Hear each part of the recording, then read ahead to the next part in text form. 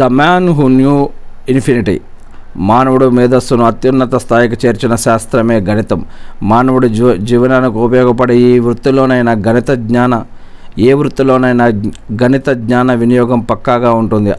అలాంటి గణితంపై ఎన్నో పరిశోధనలు చేసి భారతదేశంలో గణిత శాస్త్ర వ్యాప్తికి ఎంతో కృషి చేసిన గొప్ప శాస్త్రవేత్త అనంతం గురించి తెలిసిన వారు the man who knew infinity Srinivasa Ramanujan. ఈరోజు ఆయన జయంతిని మనం జాతీయ గణిత దినోత్సవంగా జరుపుకుంటూ ఉన్నాము.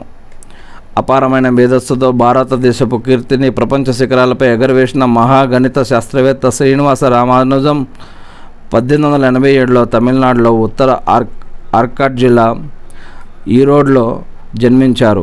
ఆయనకు చిన్నప్పటి నుంచే మ్యాథ్స్ అంటే చాలా ఇష్టం.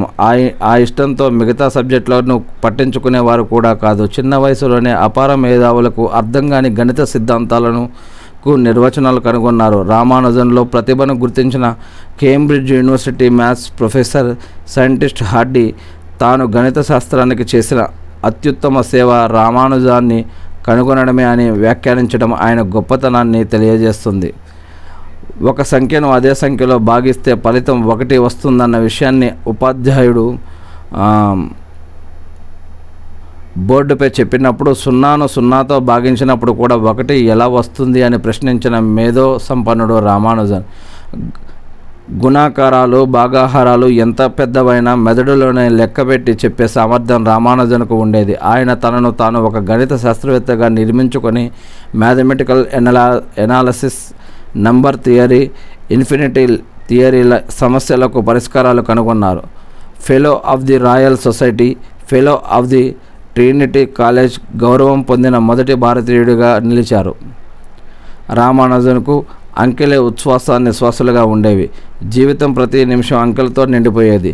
ఆ అంకెల తపస్సులో 32వ ఏటనే కొన్ని ఆరోగ్య సమస్యల వల్ల మరణించారు.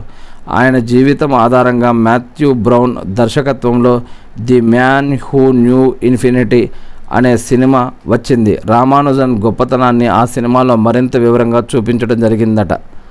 The man who knew infinity అనే మూవీ రివ్యూ కింద ఒక పోస్టర్ మనం చూస్తూ ఉన్నాం.